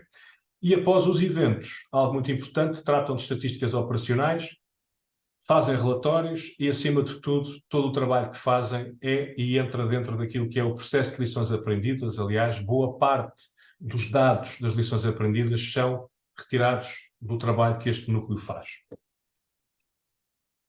Nós fazemos também uma análise estratégica, portanto, com enquadramento nacional, de 3 em 3 dias, com informação meteorológica. Há aqui também o IPMA, portanto, o Instituto Português do Mar e da Atmosfera, também faz parte deste núcleo e, portanto, tem uma ligação constante e diária, eu diria quase ao segundo, a cada vez que é necessário, dando informação meteorológica. Fazem também aquilo que é a análise do risco de incêndio por região, portanto, das 5 regiões, Norte, Centro, Lisboa, Val do Tejo, Alentejo e Algarve, e o comportamento do incêndio rural por região, o que para nós é muito importante porque permite-nos, por exemplo, se nós sabemos que vamos ter incêndios eruptivos ou com comportamento eruptivo extremo numa determinada área do país, podemos pré-posicionar preventivamente naqueles dias meios mais especializados junto a essa área onde a probabilidade de haver incêndios extremos é maior. Portanto, vamos pré-posicionando os meios consoante esta análise que é feita. E importa aqui também saber que estes pré-posicionamentos são feitos já numa base, não é porque eu acho. É já aqui com ciência e, acima de tudo, com esta análise muito a miúdo, com ciência, com computação, com sistemas de informação geográfica, com sistemas informáticos de modelação de incêndio, que nos permite, de facto, ter esta noção e pré-posicionar os meios enfim, com uma maior certeza da probabilidade da ocorrência de incêndios extremos. E depois, durante o incêndio, faz a informação operacional, com um específico para cada ocorrência, com a informação meteorológica expectável nas próximas horas, a predição do comportamento do incêndio, prioridades de ação que o comandante da operação de socorro é recomendado fazer, e depois as recomendações de segurança, quer para o dispositivo que está no terreno, quer também para a população que está. Nós temos uma plataforma que se chama OFEB Monitorização, que permite o tal Common Picture, portanto, que é carregada a informação de todos os meios. Portanto, conseguimos ver a geolocalização dos meios que estão no terreno, através do rádio CIRESP. Conseguimos perceber e ter a noção, portanto, fotografias dos meios aéreos de ataque inicial que vão colocando e, portanto, vamos tendo acesso a essas fotografias. E depois também, como eu referi, temos 2 aviões de reconhecimento e avaliação da situação, os tais AVRAC, que, quando necessário, vão para o ar, portanto, com uma autonomia distinta de várias horas, e permitem uma ativação direcionada versus a patrulha que estão a fazer, o patrulhamento, streaming de vídeo, captura de fotos, quer seja no espectro visível ou infravermelho, e dentro deste avião vai então um analista de fogo que começa a trabalhar os dados e começa, de facto, até ele próprio a ver e tem o acesso à visão do fogo, porque ele está lá a sobrevoar, vai analisando aquilo que os sistemas vão-lhe dando e vai começando a trabalhar e vai dando informação para o núcleo aqui, que está a trabalhar também sobre aquele incêndio. E, portanto, há algumas imagens que podemos ver. O perímetro do incêndio, que é automaticamente, assim que o avião está no ar, o sensor desenha automaticamente o perímetro, sabemos onde é que o incêndio anda, portanto, o que ajuda muito depois na modelação do incêndio no sistema que temos. E depois aqui uma fotografia também com o espectro infravermelho, conseguimos ver, por exemplo, aqui já projeções do incêndio, que não eram visíveis a olho nu, mas já estão a começar ali a aparecer e conseguimos ver a intensidade delas, e aqui, por exemplo, outra mais à frente. Portanto, é a ciência que temos também, os dispositivos, já hoje em dia, à nossa disponibilidade. Depois também temos as câmaras de videovigilância, portanto, que é um duplo uso, quer seja para a detecção, mas depois para a componente de apoio à decisão operacional, portanto, conseguimos perceber, por exemplo, as colunas de fumo, como é que estão, conseguimos também detectar e visualizar e confirmar projeções ou outros focos de incêndio, portanto, algo também muito importante para nós. Depois o nosso sistema de gestão operacional, portanto, o SAD, o Sistema de Apoio à Decisão Operacional, onde há o registro de todas as ocorrências e de toda a informação proveniente do teatro de operações e que, de facto, permite termos aqui uma noção diferente e sabemos as ocorrências que existem e onde é que elas estão a decorrer, os meios despachados, os pontos de situação, e dar-nos aqui também a Common Picture, ou a imagem a tempo real da situação do país. E para já era tudo o que eu tinha para partilhar. Disponível para qualquer questão. Obrigado, comandante. Eu já agora não queria não deixar perder esta oportunidade e vou antecipar-me aos formandos e fazer-lhe já uma pergunta, que é esta questão dos processos de avaliação contínua, portanto, aprender com os erros, estar sempre a perceber o que é que correu mal para se fazer melhor. Isso é uma característica que eu tenho esta ideia, que falta muito esta cultura em Portugal, nas instituições, Eu acho que é a única forma de nós sermos melhores, é estarmos sempre a avaliar aquilo que fazemos, não é? Agora, isto dá muito trabalho, obriga muito planeamento, muita organização. Vocês já têm forma de dizer que estes processos avaliativos estão a dar resultados concretos?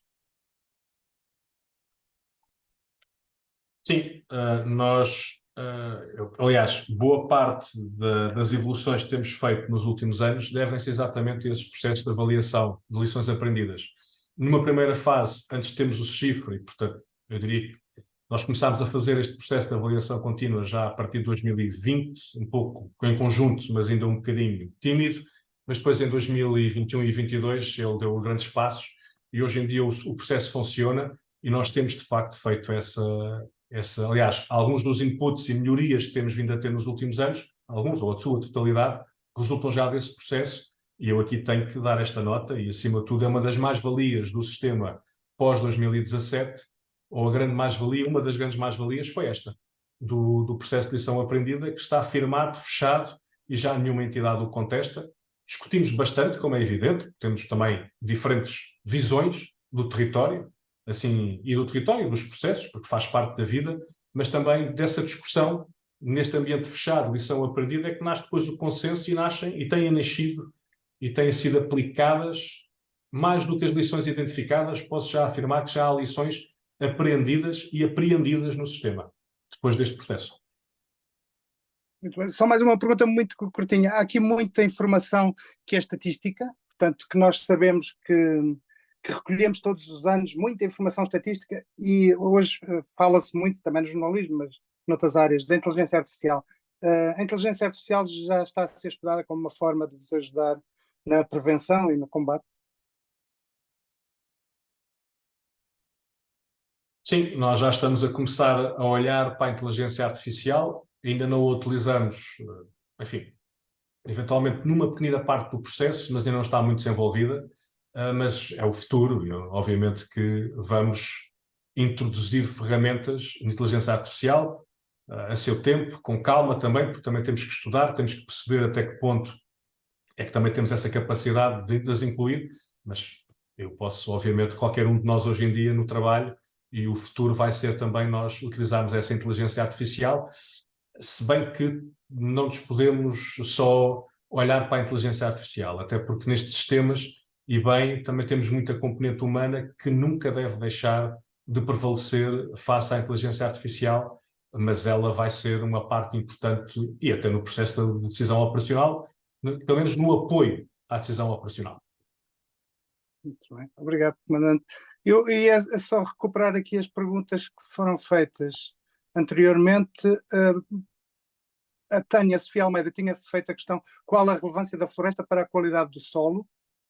Eu não sei se esta pergunta será mais para o professor Mário Carvalho, talvez, não? Sim, posso responder a essa pergunta. Certamente que a floresta é uma das formas de exploração da terra que mais contribui para a melhoria da qualidade do solo. Não é a única, há outros sistemas de exploração da terra, que, nomeadamente aqueles que incluem pastagens permanentes, que têm uma contribuição eventualmente até maior do que a floresta na qualidade do solo.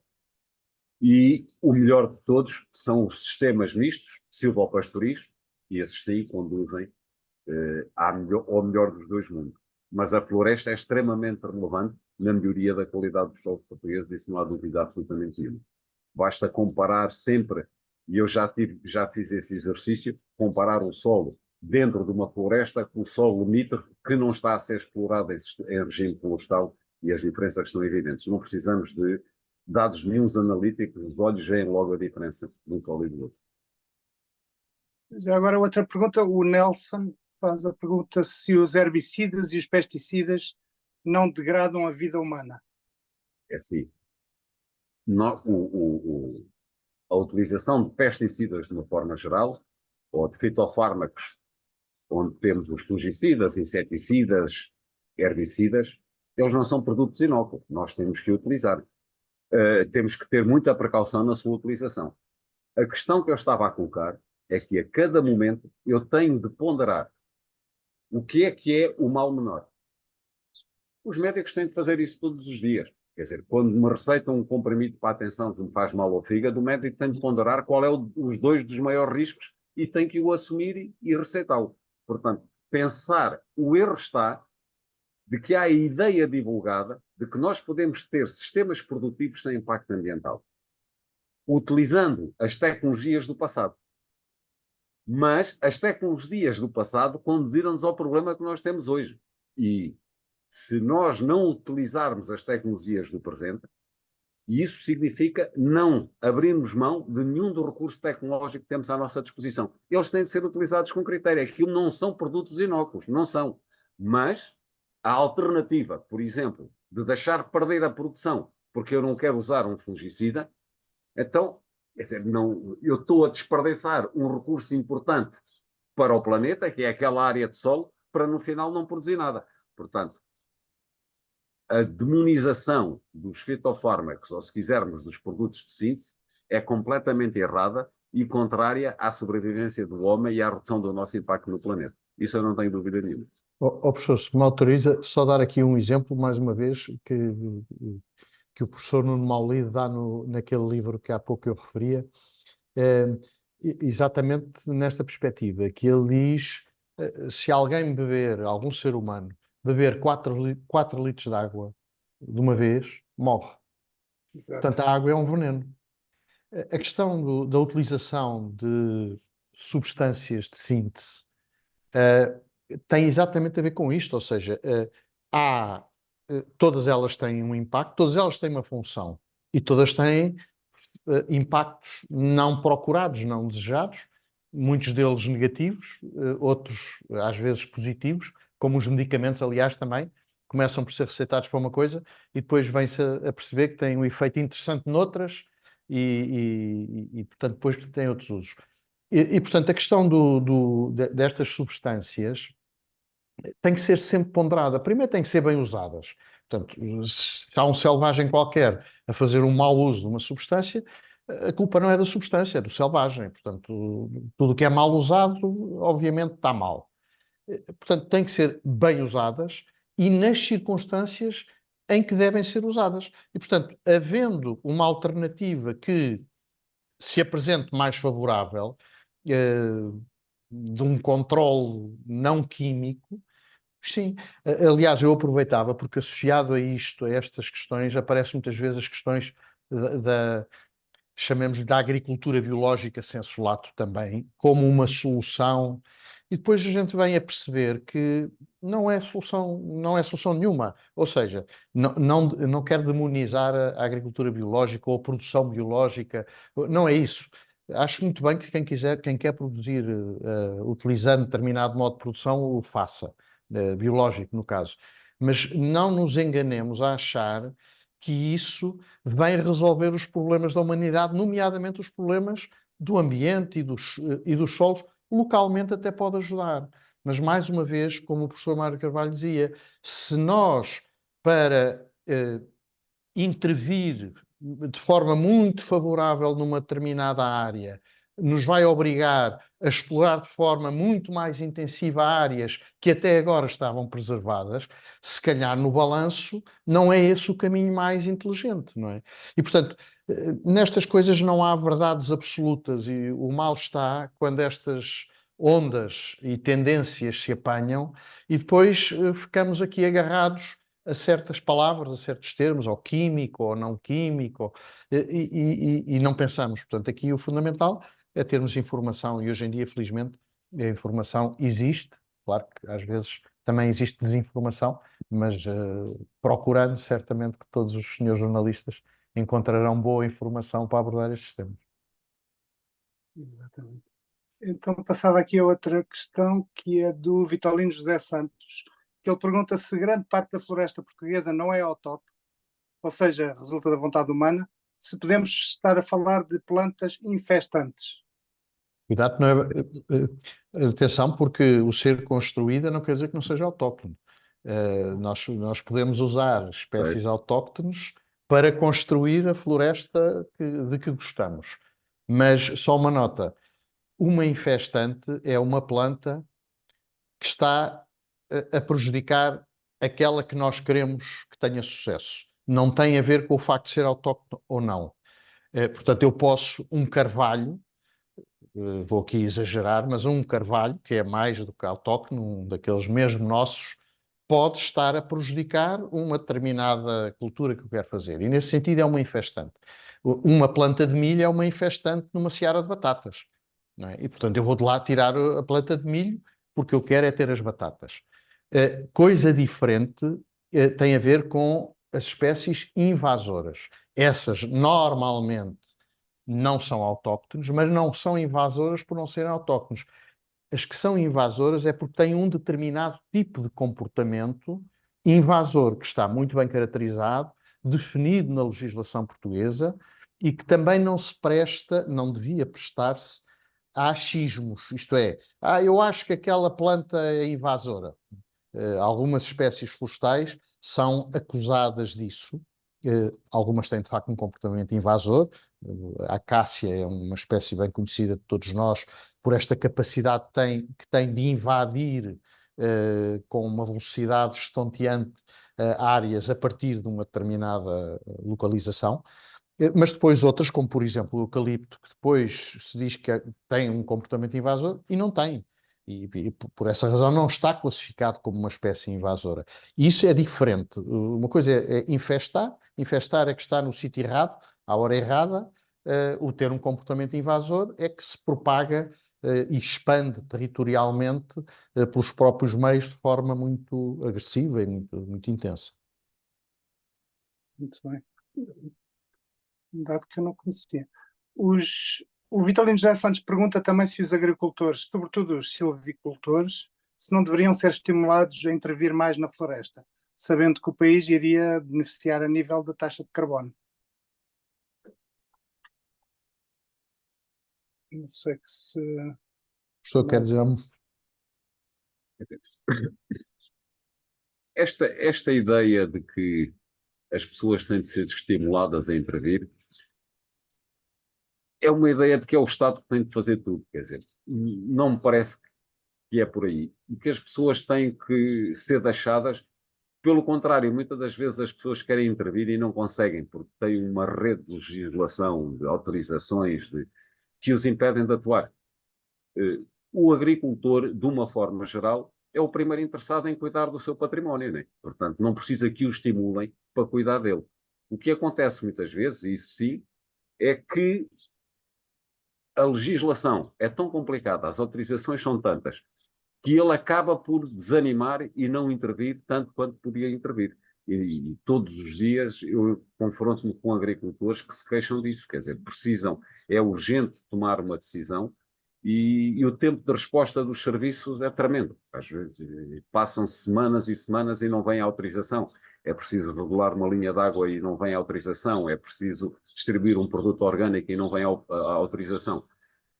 O Estado não precisa de estimular os produtores para cuidar do seu património. O que precisava, se calhar, era de ser mais ágil e ser mais colaborativo e não tão proibitivo e tão demorado na sua burocracia. Burocrático muitas vezes, não é? Aqui outra pergunta: quem é que vai garantir a manutenção das faixas? Isto já tem a ver no combate aos incêndios, não? Isso tem a ver com a prevenção, sendo que as faixas de gestão primária, ou a rede primária, a competência do ICNF, mas pronto, tem os projetos que lançaram e que estão em execução, mas é importante que ela seja mantida, e é mantida, há aquilo que o ICNF tem vindo a desenvolver o seu trabalho, mas também é importante depois que quem faz a supressão visite as faixas e perceba em que medida é que também pode implementar as manobras de supressão.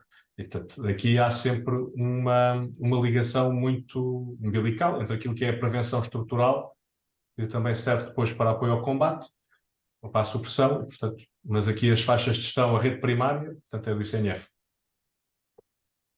Já agora, comandante, a outra pergunta também é para si, Vitalino José Santos.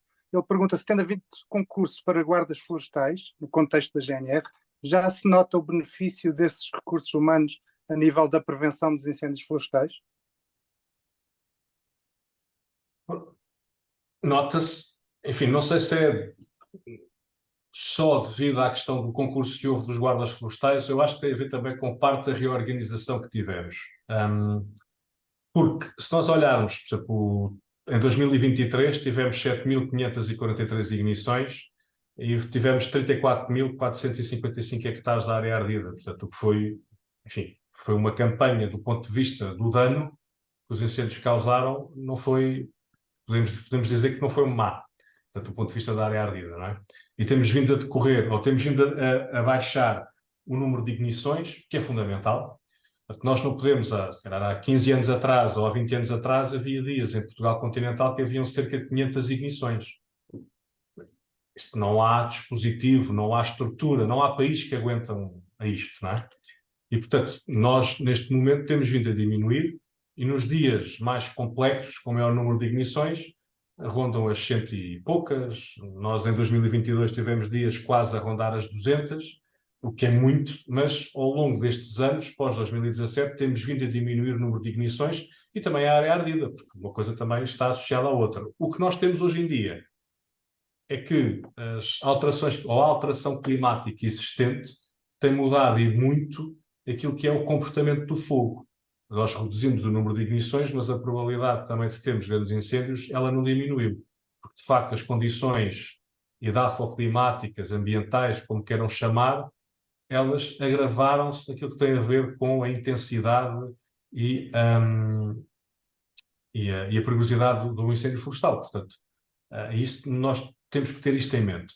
Mas outra coisa que também tem havido, e aqui também com o reforço que tem existido na prevenção, nomeadamente na vigilância e na detecção, mas em particular na vigilância, tem a ver com o número de detidos e este trabalho muito profícuo, quer a Guarda Nacional Republicana, quer a Polícia Judiciária e outros órgãos de polícia criminal ou de investigação têm vindo a desenvolver.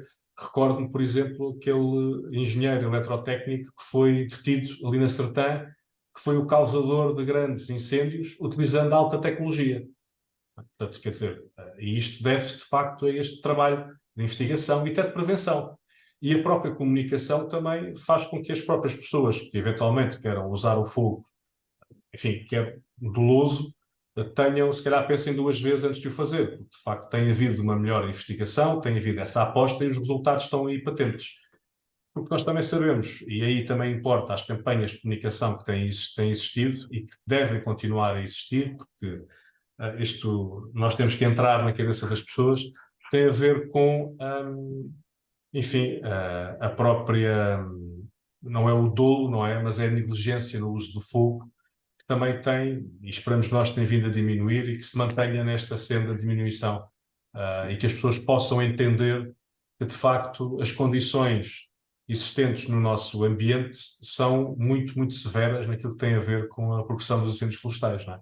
E, portanto, mas acho que sim, para responder à pergunta, não tem a ver só diretamente com o concurso dos guardas florestais, mas tem a ver com a reorganização do sistema e, em particular, nessa área da investigação e da prevenção que tem dado frutos e são bem visíveis e também tem sido uma das mais-valias do sistema que temos. Comandante, está aqui uma última pergunta para si, que é da Helena Silva, que é: qual é a posição oficial da Autoridade Nacional de Proteção Civil sobre a criação de uma estrutura de comando nacional pela Liga dos Bombeiros que não terá enquadramento legal? É de esperar algum tipo de sobreposição no terreno? Bom, a lei é clara, portanto, existe uma estrutura e existe um sistema de gestão de operações que diz quem é que comanda em cada fase da operação e quem está presente. Portanto, nós aplicamos a lei e, portanto, não temos qualquer tipo de dúvida e não haverá qualquer sobreposição no terreno.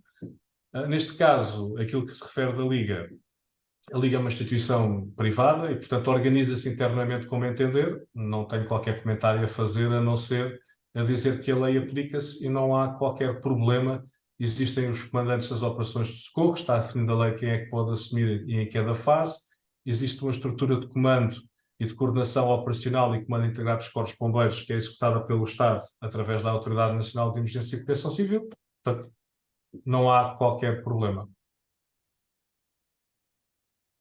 Muito bem, surgiu agora mais uma pergunta. Maria Augusta Casaque, nossa colega no Algarve: qual o papel das câmaras municipais na floresta? Apenas prevenção? Há inúmeras câmaras que não têm ainda o seu cadastro rural. Isso é um problema?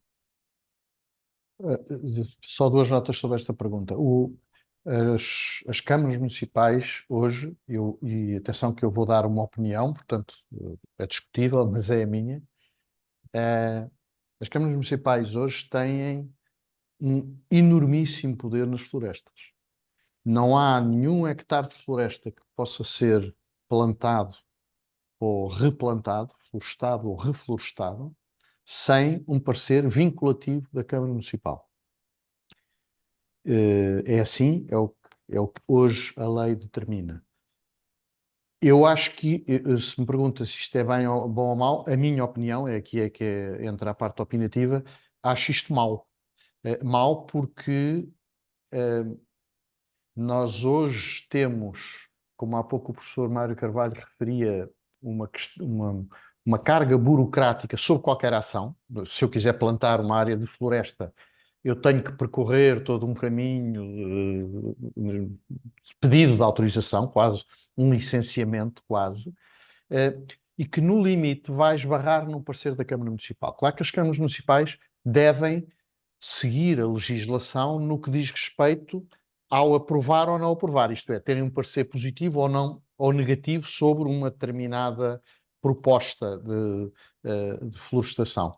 O que acontece muitas vezes é que as câmaras municipais não têm competências, por exemplo, não têm técnicos suficientes para conseguirem emitir um parecer suficientemente informado, mas isso não as dispensa de emitir o parecer. E, portanto, emitem. E muitas vezes emitem sem nenhuma base legal. E nós podemos ter em duas câmaras vizinhas que têm exatamente a mesma, não só a mesma legislação, mas estão cobertas pelos mesmos instrumentos de ordenamento do território e planos regionais de ordenamento florestal, etc., a emitirem sobre o mesmo projeto duas opiniões completamente opostas. Portanto, isto é mau do ponto de vista de decisão e é mau do ponto de vista da visão global que nós deveríamos ter da floresta em Portugal. Esta é uma opinião. Na prevenção tem responsabilidades, o Sr. Comandante já poderá depois referi-las especificamente naquilo que diz respeito, não só porque são as autoridades de proteção civil municipais e têm competências, nomeadamente naquilo que são as infraestruturas viárias, etc., na sua proteção. A questão do cadastro. É claro que é importante haver um cadastro. É indiscutível. E estão-se a dar os passos possíveis, vão-se fazendo os esforços. Está em curso o balcão único no sentido de conseguir ir aumentando a área cadastrada. Mas não é razão, nem é desculpa para coisa nenhuma. Ou seja, não é por não haver cadastro que não se podem fazer coisas bem feitas. Claro que o ideal era nós conhecermos o cadastro de todo o país, propriedade a propriedade, prédio a prédio, a quem pertence, quais são as características, etc. Portanto, isso era o ideal, mas não é o país que temos, assim como a floresta que temos não é a floresta que se calhar alguns gostaríamos que tivéssemos, mas é essa que temos e o território é este. E, portanto, é neste que temos que trabalhar e fazer o melhor que podemos. Não sei se o Comandante André Fernandes quer dizer alguma coisa sobre esta questão da prevenção ao nível das autarquias. Sim, as autarquias têm responsabilidades muito específicas que estão explanadas no Decreto-Lei 82, nomeadamente também aqui com alguma supervisão por parte da autoridade da rede secundária, das faixas de gestão, ou das faixas de gestão secundárias, mas também depois naquilo que tem a ver com no apoio na supressão, portanto, com os gabinetes técnicos florestais, com os serviços municipais de proteção civil. E quando nós falamos, por exemplo, do apoio logístico, às vezes nós reduzimos o apoio logístico às operações de socorro como distribuir, e desculpa-me aqui esta imagem, umas sandes, não é? Mas não é umas sandes e umas águas. Isso é uma parte. Por exemplo, tornar operacional as zonas de concentração de apoio à população em incêndios complexos, quando se tem que evacuar, quando se tem que tirar pessoas das suas habitações, é preciso colocá-las em algum sítio com condições mínimas de habitabilidade, a ação social, enfim, que tem que fazer, e a articulação que tem com os centros distritais de segurança social para fazer isto.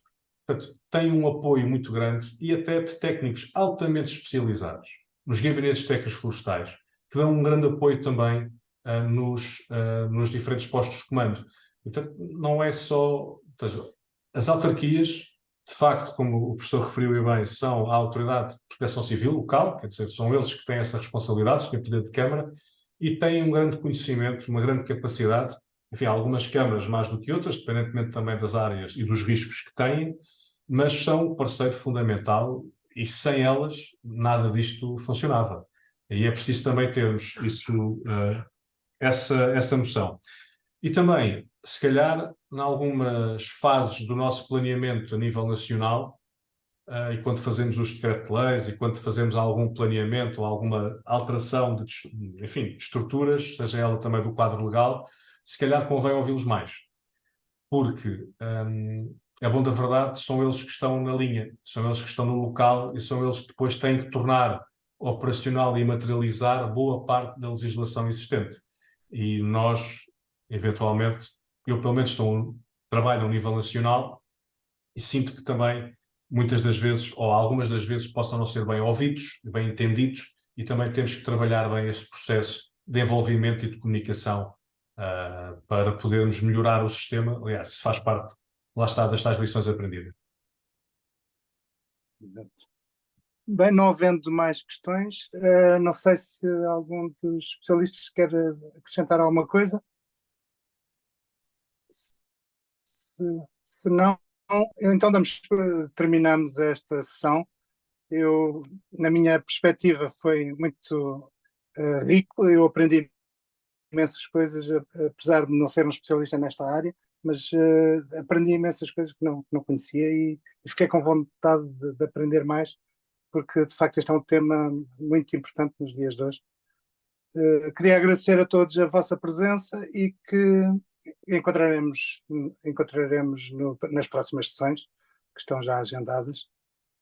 E boa tarde para todos e até à próxima. Muito obrigado, boa Boa tarde. tarde e muito obrigado. Boa tarde, boa noite. Muito Boa tarde. obrigado.